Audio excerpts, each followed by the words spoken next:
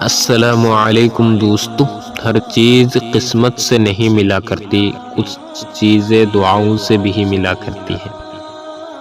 حق اور حقیقت کو تلاش کرنا پڑتا ہے، افواہیں تو گھر بیٹھے آپ تک پہنچ جاتی ہے۔ خاموشیوں کو سمجھانا سیکھو، کیونکہ ان میں سچ ہوتا ہے، جھوٹ نہیں۔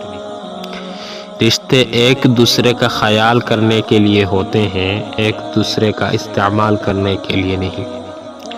روٹ جانے کے بعد غلطی چاہے جس کی بھی ہو، بات کا آغاز وہی کرتا ہے جس کو بے پناہ محبت ہوتا ہے۔